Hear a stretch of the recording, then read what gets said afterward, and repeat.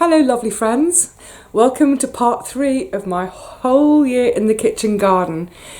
I hope you've seen the first 2 parts because it gives a real idea of just how much the garden changes and fluctuates during the year. And of course, at the beginning of this part, we start in August. In some ways, it's the craziest, busiest time of the year. Oh, I love it. I'm harvesting every day to eat fresh and for storage. As August goes into September, those harvests are still happening. And gradually, I'm starting to think ahead to the winter.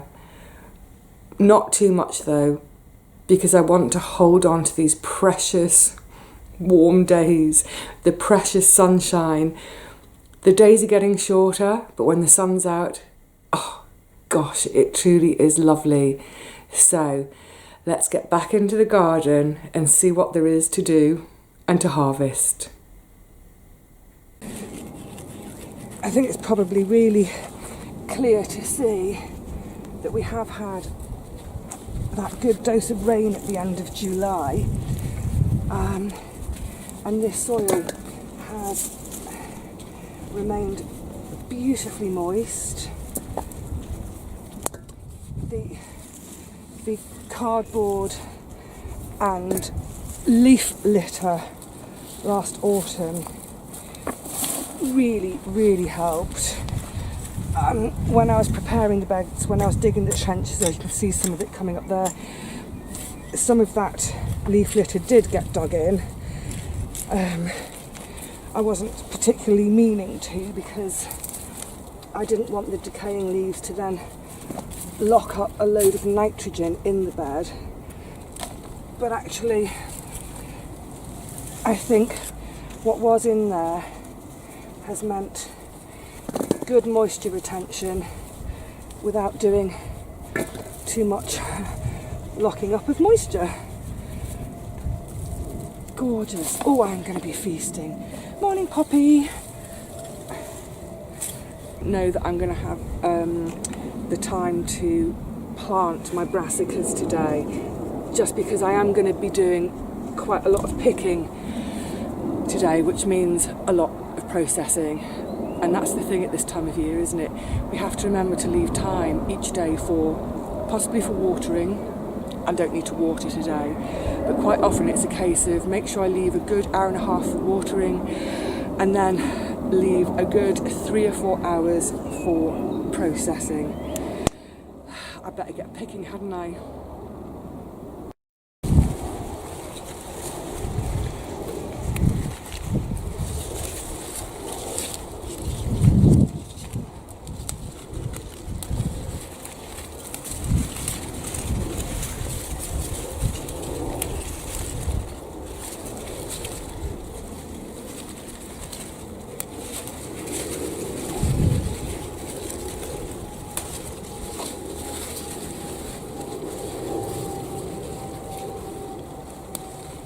Having never grown the lentils to fruition before, I am slightly experimenting with how I harvest.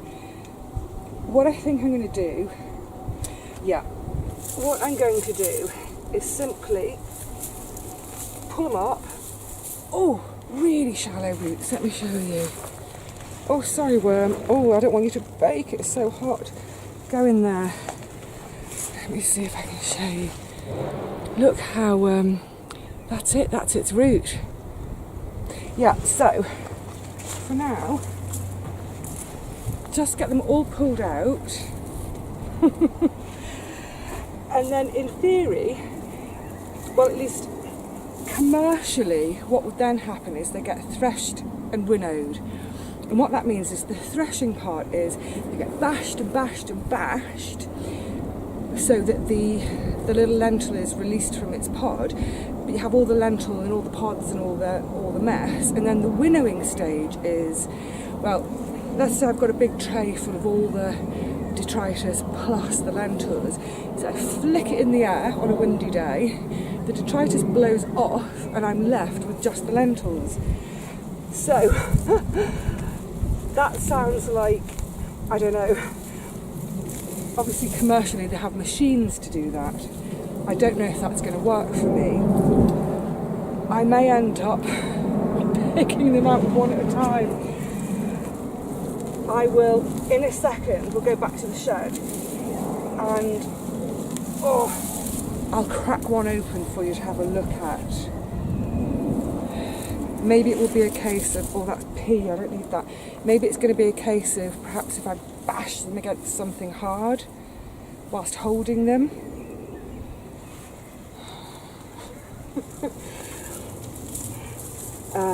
We'll have to see.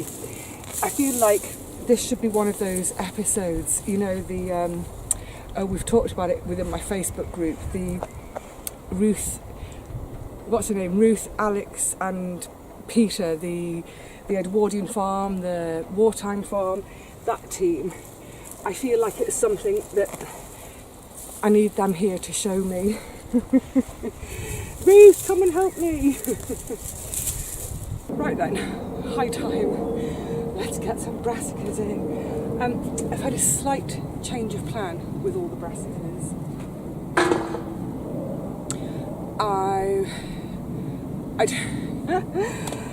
I don't know why I sowed quite so many, because looking at where I've got spaces to put them, I don't have enough space for either sprouts or cabbages.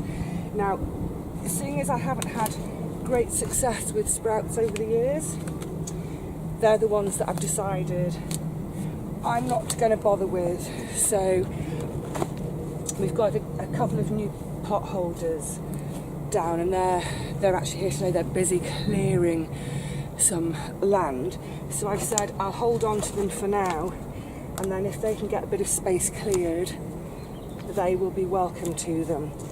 So I'm just going to go with the Savoy cabbages here where I had the lentils, and then just there I had a nasturtium that was massively taking over.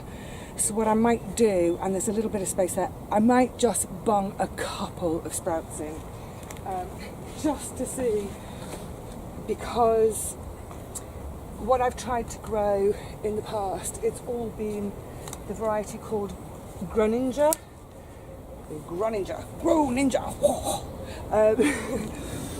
So I don't know whether it's just the Grow Ninja I don't get on with, or whether it's sprouts in general. But this year I also sowed a variety called Red Ball.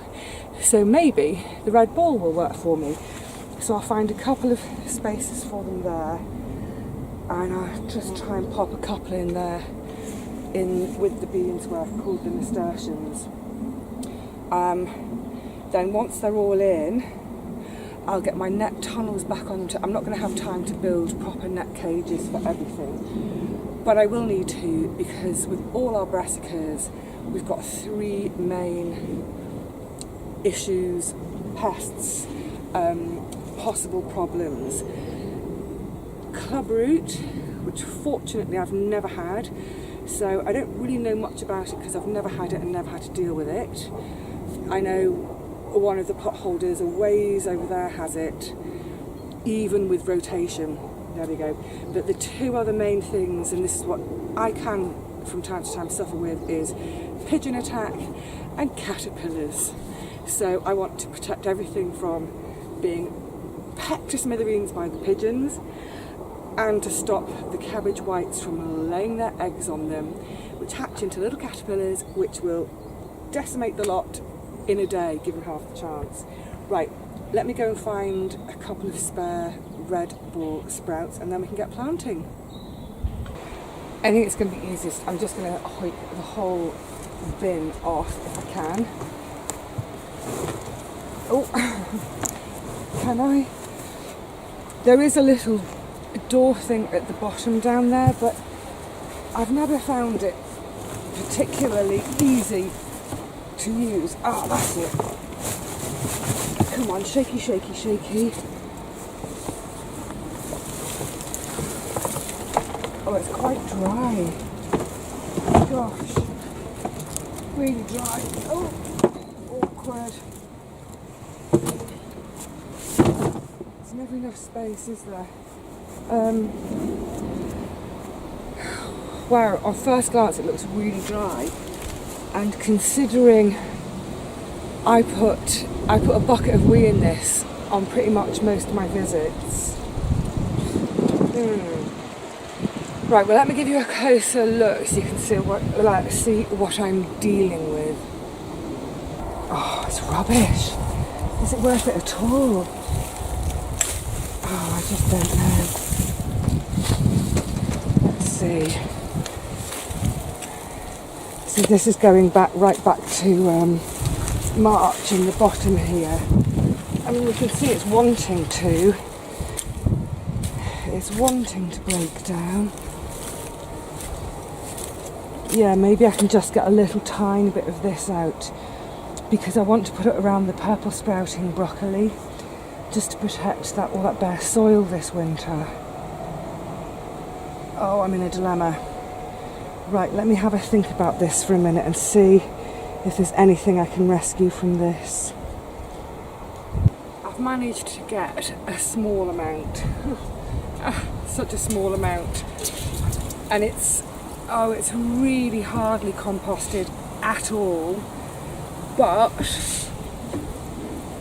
well, most of it's damp, it's on the way there, so I'm just going to start putting this other material back, give it a bit of a mix as I go, and a bit of a wetting.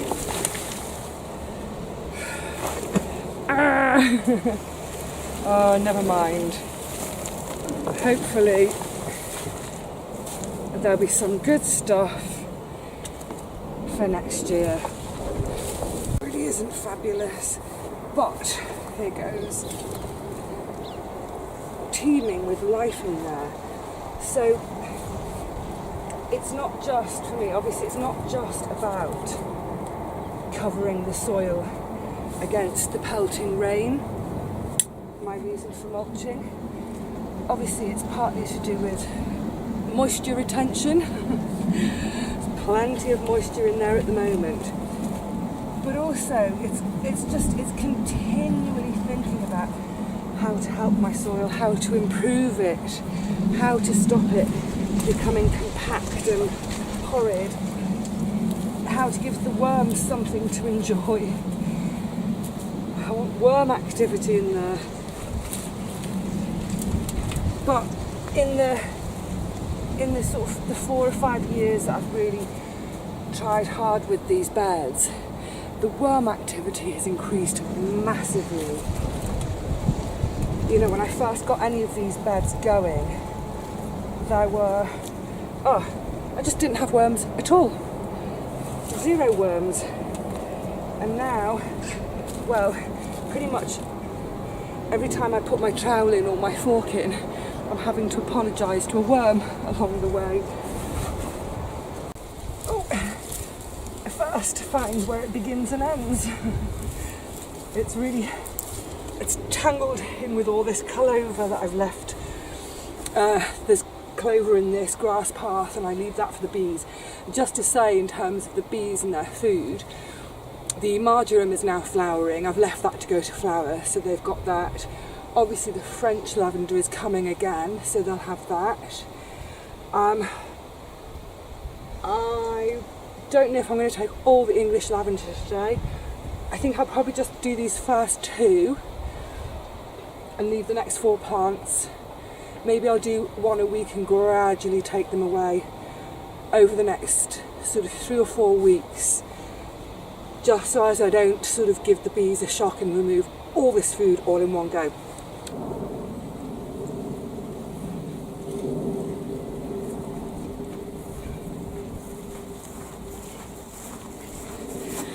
Isn't that a happy sight? You can't see it, the sun's gone in.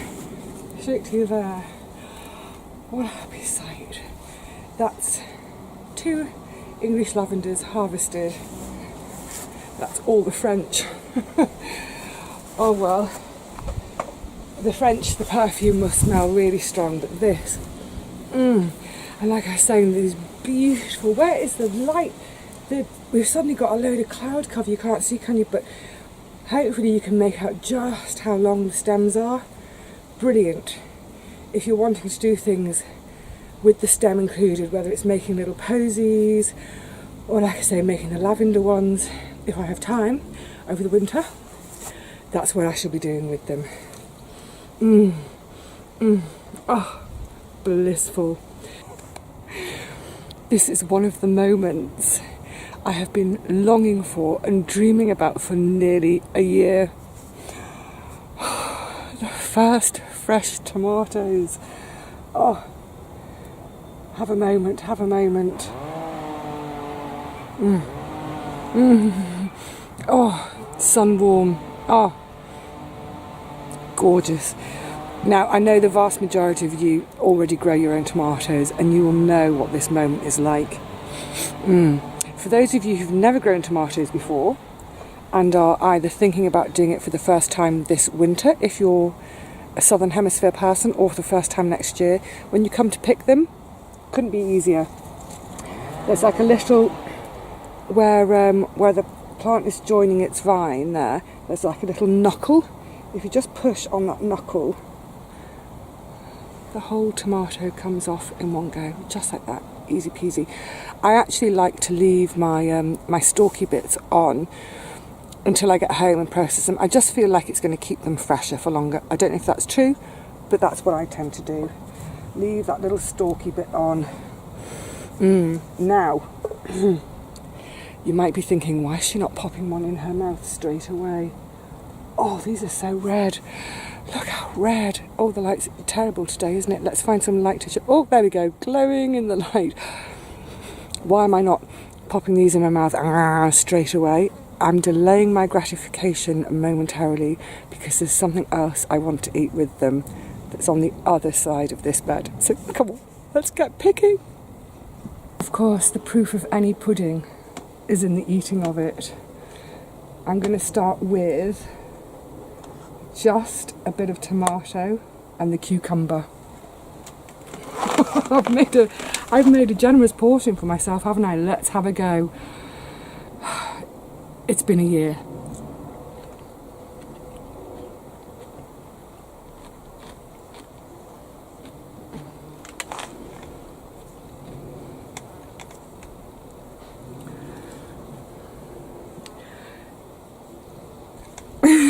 Yes, yes, yes, yes. Oh, I'm in heaven. Let's try a bit of the tomato now with a bit of the onion.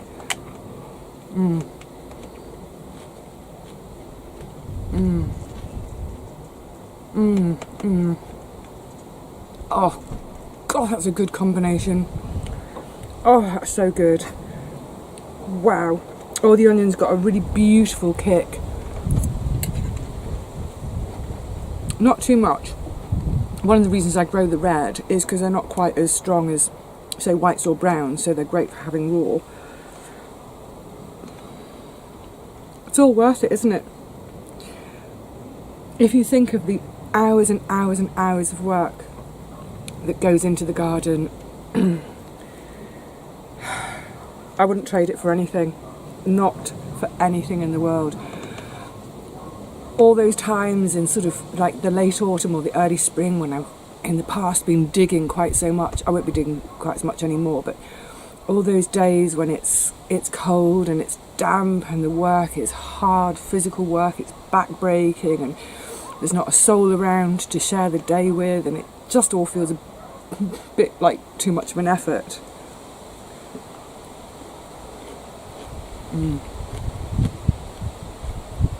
This is why we do it. Nice little pick today, and this will happily feed me over the next, actually about 10 days, plus some for storage.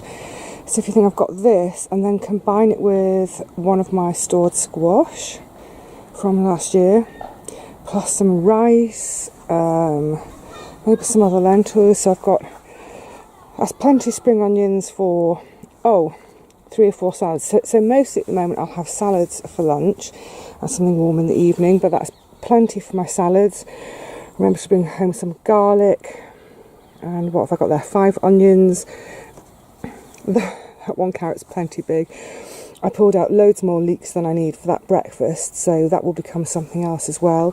The chard combined with some of the fresh gigantes. I might actually chuck some coco sophie in as well. That will become a nice main meal. That'll easily do 4 portions. The carrot, as I said, that's going to become fasolada with some of last year's tomatoes. I've decided I'll use up last year's tomatoes with it, along with some other bits and pieces. That was a volunteer tomato, self-seeded from last year, so I'll use those in my salads for the rest of the week. And then all of these gorgeous Tommies, they can be bottled. Picked another 3 cucumbers, so again salads, but also breakfast smoothies. My lovely stinky strong celery. Yeah, so not bad. Oh, and I've just been to the orchard and grabbed a few windfalls. So there we go, an apple a day. 1, 2, 3, 4, 5, 6, 7, 8, 9, 10. Yeah, I reckon that's going to happily feed me for the next 10 days, plus tomatoes to bottle, and most of those beans will be podded and frozen too. Oh, and then not forgetting, of course, the lovely rosemary and thyme. Oh, happy days. Aren't the colours beautiful at this time of year? High time to have some of these beauties off. Oh my goodness. What a gorgeous plant to grow. I love the colour of the foliage anyway. It just seems to stay this beautiful, deep, rich green all summer. Of course, the peppers themselves start out this beautiful, dark, glossy green. Gorgeous. But then, oh, isn't that a joy? So this is a variety called Du Long de Londe. I'm going to try and remember to put that along the bottom of the screen. They are a sweet pepper, not a chili pepper, but they do have a little bit more, they've got a bit more oomph to them than a regular sweet pepper. Not a huge amount. I love growing these kind of older, what you might call heritage varieties. It's just lovely to keep these kind of plants going. I'm not sure where you can get seed from. Where did I get my seed initially? Oh, I think I got my seed from Chase Organics originally. No, I'll leave that one. Oh, I shouldn't have had that one. Never mind, it'll still be good. So the thing is, they all come at once. Oh, let's have that one from the second lot. Oh my goodness, what is that? Yeah, they tend to all come at once, and obviously I'm not going to eat all of them at once, but all I do, quite simply, I slice them down the middle, scoop out the seeds, saving the seeds of course, and just chop them up and bung them in the freezer. I don't blanch them, I don't do anything, I just literally chop them, pop them in the freezer in a sort of portion size, so that through the winter, as I'm making soups, stews, curries, whatever it is, just pull a portion out, and generally I don't defrost them. I will generally put them in, say at the stage when I'm doing my onions and garlic, when I'm just frying those off before adding everything else, I'll generally put them in at that stage. Oh, and I've just had one of my lovely orange bells off today as well. Beautiful. Oh, I love the texture of it. Okay, let's get some baskets and trugs and bits and bobs and let's go picking. This is very, very nearly the last of my tomatoes. Ooh, and a spider's web, of course. But what's amazing, well, what was amazing, oh, I'll leave that one, it's squished, I'll come back for it. Yeah, what was amazing was to see the ones at Kew with all their foliage and not a hint of blight. My site got blight, I think it was about 4.5, 5 weeks ago now, and look, I just didn't want to risk it. I took all my foliage off, the remaining foliage, and since then I've had absolutely zero signs of blight. I had that one plant with a tiny speck of it, which I just immediately took out, and I think that did the trick. Oh, that one's so ripe, it's jumping off. So yeah, they look rather pathetic, rather straggly, rather naked and forlorn like this, but it's meant that all that green fruit that was on them, you see me around that bit of foliage, yeah, all of that remaining, all the fruit that was on these plants it was all green. So at least I've prolonged the life of the plants enough to have the fruit ripen on the vine. Always tastes better when it ripens on the vine, doesn't it? You can probably see how very, very nearly over the cocoa de pompon are. So today, this is my, I think it's about my, I can't remember if this is my 4th or 5th pick, but I think today this is probably going to be the last pick of the season. Oh, but there's some that are still a bit green. Next to last pick, but I'm going to have a really, let's be thorough about this. Let's start at the beginning of the row. I'm going to have a really, really good thorough pick of these today.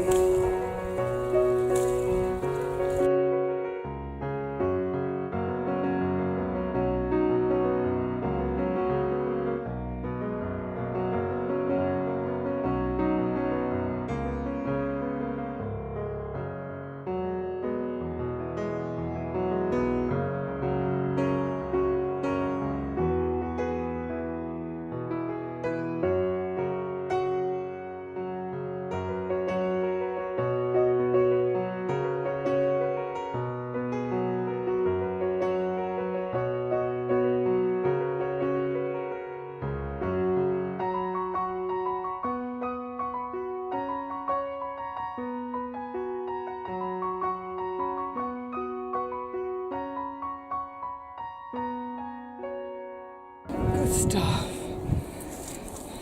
Oh, another little pick. Probably another couple of kilos there. I looked online the other day to find out a price for them to buy fresh. I found one UK supplier selling them fresh in their pods, so exactly like this, £7.50 per kilo. I reckon I'll have harvested about £60 worth, 60 quid by the end of the summer. There's still quite a few green ones on there. Going to leave them, see if they come to anything. If it looks in the next week or so like the green ones are starting to dry out, I'll harvest them. Otherwise, what I'm leaving now, I'm leaving for seed. Good job. I love how beautifully they glow in here amongst the foliage. So that one's ready. Oh, how to get in that one. Let's have this one as well. Beautiful. So, as I was saying, or I should say, just like I was saying with the orange bell peppers, all I care about in terms of seed saving is I've got these beautiful, gorgeous fruits. All the plants have been healthy and strong. So I will literally just take seed every time I harvest any of them. Look at that colour. Gorgeous. Any more for any more? Oh, no, that's still got a bit of green. Okay, so that's my little, bundle basket for seed saving, including, way down here, the little orange ones with no name. Right then. Nervous. So this is the harvest that got me thinking about the back of the fence too the other day. It's the chocha. So I tried it for the first time last year, and all I got was a mass of foliage, absolutely massive. It was beautiful. It's such a gorgeous green all over the fence last summer. Not quite so much foliage this year, but this year I got fruits, which I didn't last year. So I haven't got a clue. I've kind of thought about what I am going to cook with them, which I will of course show you. Now, everything I've read about them in terms of eating them is that the young ones, the young green ones, they can be chopped, and actually people eat them raw. Salads, I guess. But then the older ones, they get a bit tougher, so they need cooking. And what a lot of people, well, not a lot of people, I think it's Peruvian, Andean, is they stuff them. But that's a little bit small for stuffing, isn't it? Because I was thinking about that lovely kale and rice and nut mixture that I do. But I think they're really too small. So I'm going to focus on... Ooh, that's got quite a sticky residue coming out. I'm going to focus on harvesting the small green ones. And, well, I'll show you later what I cook with them. I'll do...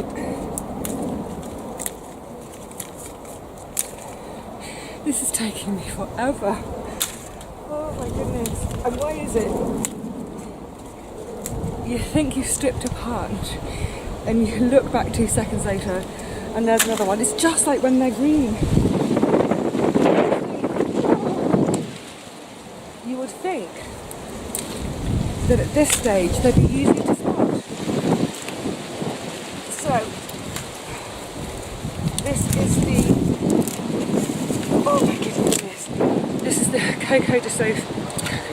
Coco Sophie I'm doing, and also over here, did I do that one already? No. The Gigantes. You can see the Gigantes is really green still, and there are quite a few green ones in the top, so just leave it completely be. Quite a lot of the Trail of Tears are still really quite moist, so I've left those on too. Oh my goodness. But yeah, it's it's not something to do in a rush, but that's lovely, isn't it? It's always good to find these jobs which don't require much thinking, that you just get completely into.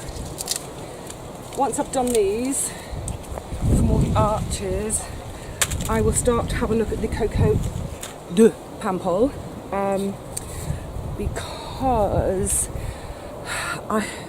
I know I keep saying it, but I really think today is going to be the last pick for demi-sec.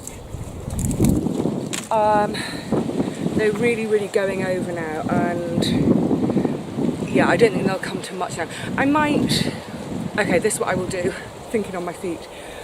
I will pick any that are really dry for seed saving, and then the rest I'm going to just leave, because with all this rain we're due in the next few days, although it feels like it might be coming this afternoon,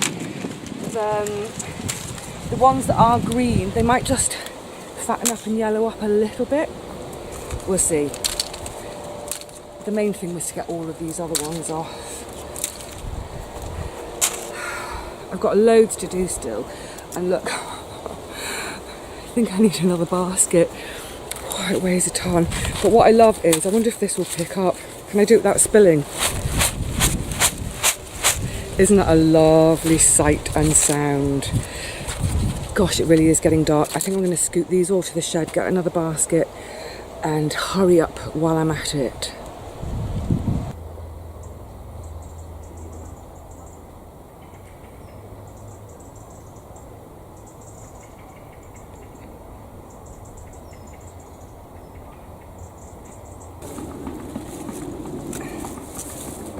First job of the day, clear all the potato tops. So this is my main crop potatoes, and I need this bed for planting my garlic. So I'm planning to lift the potatoes in about 2 weeks or so. Sorry, it's going to be noisy for a second. I will compost the tops because there's no blight in them. Ideally, I I would wait until the potato tops have died back, give it a couple of weeks, and then lift the spuds. Because once the tops have died back, the skins, so the potato is all snugly in the soil, the skins will start to cure. All that means is they start to toughen up, dry out and toughen up, and that's its storage package, if you like. That's what's going to keep them, or help them to keep longer. Now, there's so much green growth here still, it's just not going to happen. They're just not going to die back before I need to lift them. Like I say, it's only 2 weeks away. So to sort of I'm trying to trick nature, or at least trick the potatoes in the ground to think that the foliage is all died, it's all done, it's now time to toughen up a bit.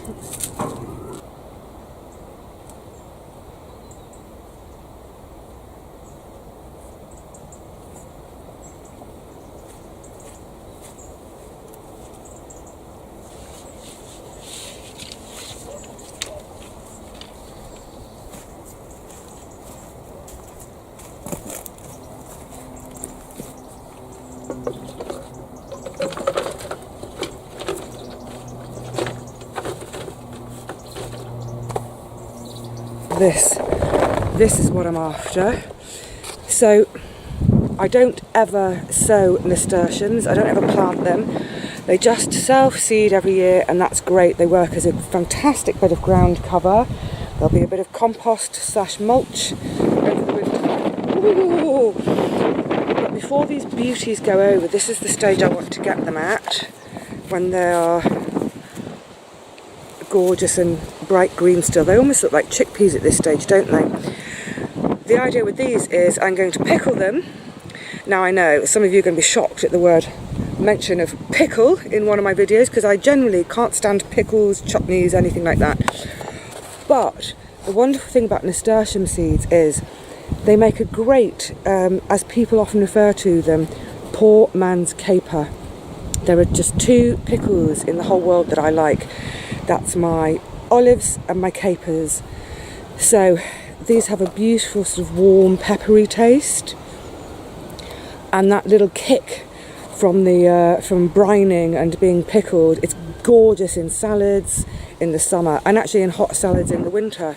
So I need quite a lot, and they don't jump into the basket all on their own, so I'd better get picking.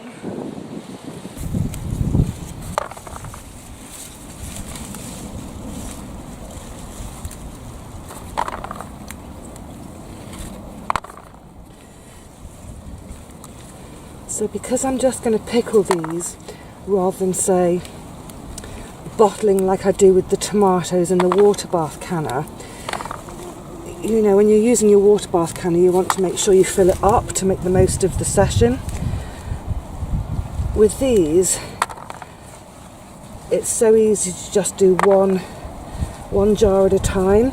So if you run out of patience and energy for picking, yeah, just pick enough for 1 jar.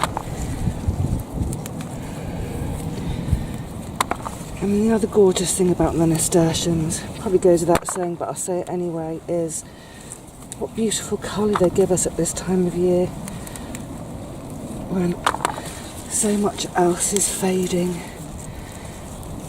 The nasturtiums and the chard and the cosmos, they're all working really hard to give us a bit of bright joy at this time of year.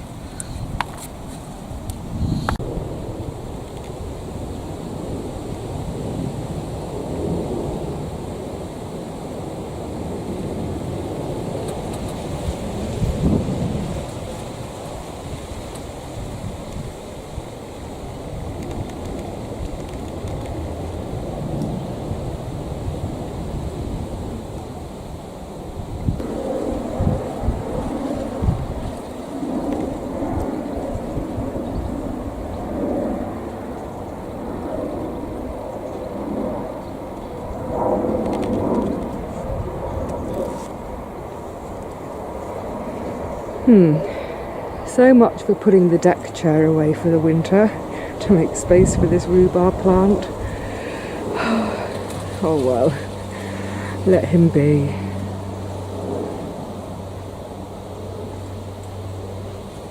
It's definitely, I was going to say, it's definitely the most fiddly crop to deal with, but I haven't dealt with my lentils yet, have I? So, all I do is, this one's hardly got any left, but I just snip off a branch and then quite simply run my hand down each frond to pull off what's left, and then you are going to end up with quite a few leaves in the trunk as well, but that's all part of the fun of the podding. The podding when I get home, oh my goodness, it really is a fiddly job. Oh, I'm just going to grab my wheelbarrow a bit closer.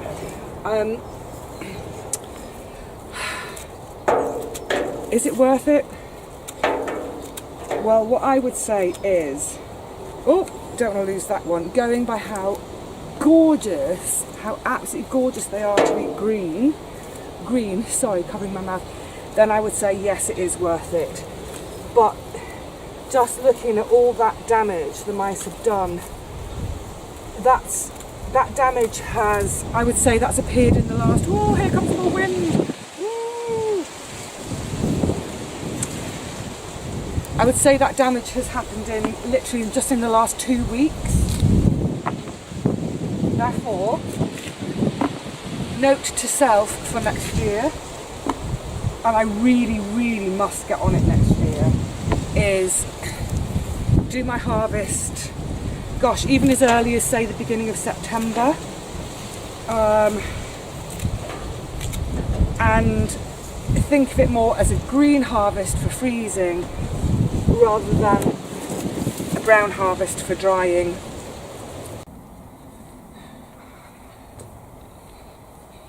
It's the obligatory walking down the path with a wheelbarrow full of squash shot and I think there's a bit of rusty then too to add to the orangeness. Do you know what? All things considered, I haven't counted yet, I'm pretty happy. What a happy sight. Oh my goodness. So I've counted them. I've got 34. They're all on the small side this year compared with last. But as I was just saying, that's fine because, you know, if I'm making a soup from one of them, I'll still get 4 to 6 portions, depending on what else I put with it. There's plenty where I can just slice in half, stuff it and roast it. Oh, I should just say, I don't know if you've seen my kale, rice and nuts pie video, but that mix is a beautiful, gorgeous stuffing in any squash too. So I'm sure I should be doing lots of that. And the lovely thing about making up that kale, rice and nuts mix is I make enough, well I make enough for 2 pies, but do 1 pie and then if I've got leftover pastry, make them into little pasties. But generally I've had it on its own, cold as a salad, that works. But mostly I set some aside to stuff the squash with, so yes. I am happy, I'm really, really happy with this harvest because honestly I didn't think I was going to get anywhere near this amount. I was having visions of, I don't know, 12 to last a year. So it's not quite 1 a week. Although I still do have 10 left at home, 34, 44, it's still not quite 1 a week. But it's a good feed. And because I would say over half of them have been grown in the cathedral bed, you know, vertically and in the little spaces underneath, I've not taken up too much growing space to get a really, really good amount of food. Happy days. This is really not ideal for potato digging today. It's so muddy. I'm not complaining though. because by the looks of it, my first bit of treasure is coming out looking okay. Oh, but it is heavy though because it's so wet. Oh la la. Oh my goodness, that's a football. I mean, can you... Oh, I've got to show you this one closer. Yeah. What I was about to say is, I find this store well too. The size of that's ridiculous. That's like head sized. This is obviously a considerably nicer, more fun job when the soil is dry. Because then when you go like this, they all tumble out. Not so much when it's wet like this though. But you can see it's pretty good yield from each plant. Let me just pop those. I don't know if you're going to be able to see them for all the mud that's on them. Actually, these are quite handy sizes. I don't mind having a few biggies, but it's definitely, especially when you're cooking for one, it's actually really handy to have a slightly smaller produce. Oh, did I spear it? Not quite. Yeah, it's handy to have smaller produce so that you can just cook for one. Although having said that, mostly, as you know by now, as I cook, I tend to cook in batches, so I've got 4 meals. But that's a nice little harvest from one plant. Good old Cara.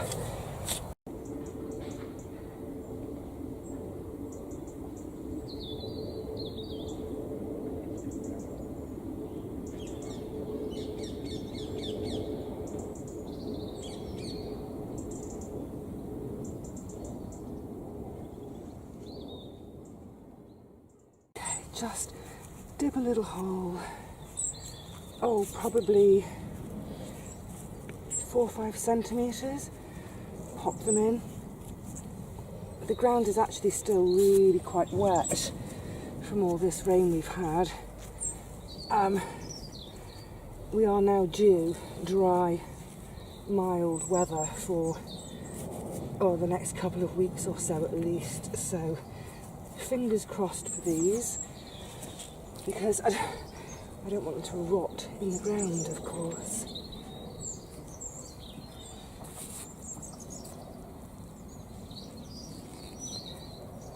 So apart from the fact that I want to have an earlier crop in order to use this bed again for something else next year, and the whole black fly thing that I was mentioning, I think the other lovely thing about sowing the autumn broad beans, it's just lovely to sow something at this time of year. You know, whenever we sow anything, when was I saying it? It was probably when I was clearing this bed. It's that idea that we're sowing a bit of hope as well. I'm sowing for the future. So as these sort of darker, wetter, colder, more bleak days are coming, it's lovely to have a sense of renewing the garden, of having some new life to come. It's wonderful. Okay, good. Well, that's a very pleasant 20 minutes or so on a beautiful autumn morning.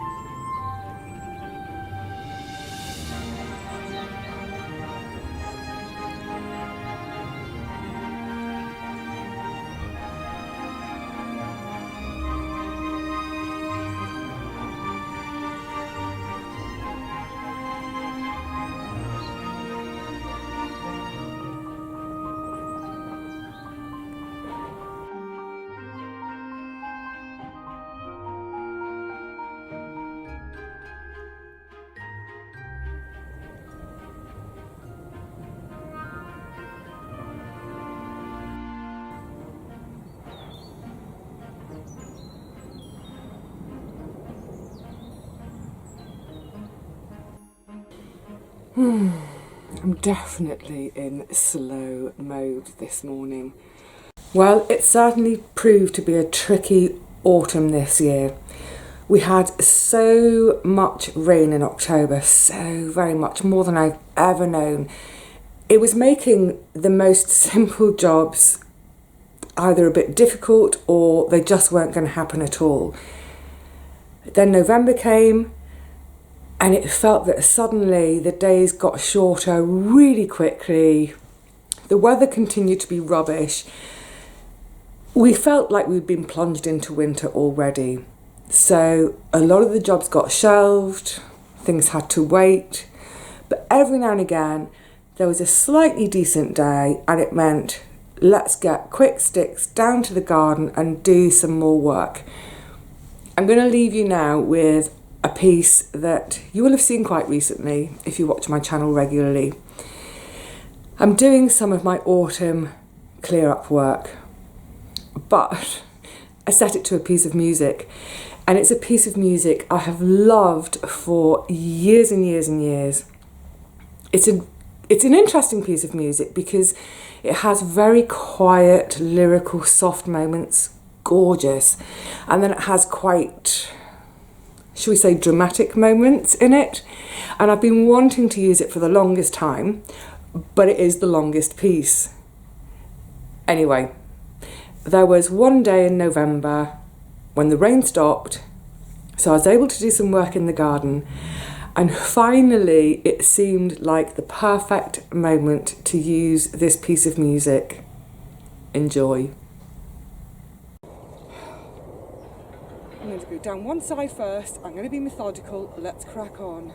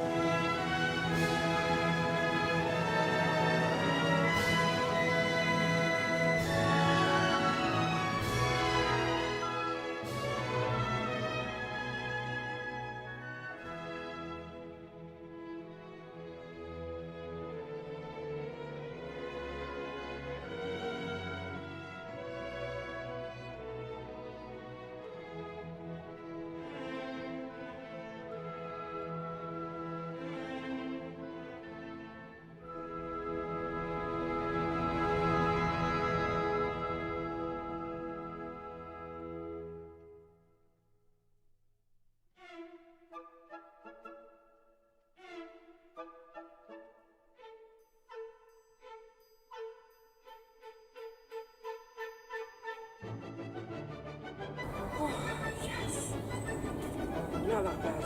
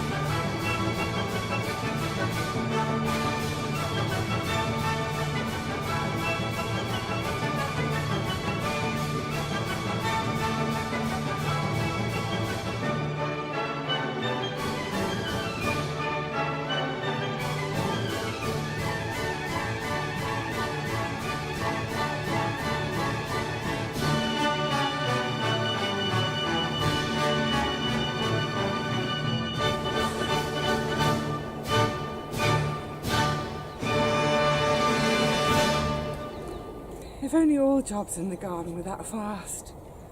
I mean, seriously, if only every job in the garden was that quick. Yay! Oh, you know, every year is a learning year. Every single year I learn something new and it's wonderful. I really love it. But the biggest thing I've learned over the last sort of 5 or 6 years of growing the majority of my own food is that no matter how difficult times may feel, no matter how many obstacles life puts in the way in terms of time, for example, no matter how inclement the weather at times, I can see what I did there. I would like nothing more with my videos than to share firstly the joy of gardening and growing our own food, but also sharing that ethos of, yes, you can. Give it a go. You can grow your own food. Yay! So on that note, I'm prepared. Here's my little glass of wine. I would like to say to you all, have a very, very happy Christmas. A peaceful Christmas. Whatever Christmas means to you, I hope that you get the Christmas you would like. Cheers. And have a happy winter in your garden. But probably more than anything, happy excitement for next year. Happy building up of the joy, the wonder. Yes, the excitement for next year. I wish you all a really, really amazing, bountiful, learning year in your gardens next year. I hope you will come along with me again for another year in my garden because I do love to share it. I love my little garden and I love it when you come along with me. It's really wonderful. So my final thank you, my final cheers is to say thank you all for, whether you're a subscriber or not a subscriber, thank you for watching. Thank you for encouraging me. Thank you for your kind comments all through the year. And thank goodness for having a garden to grow some veggies in. Cheers, everyone. See you soon.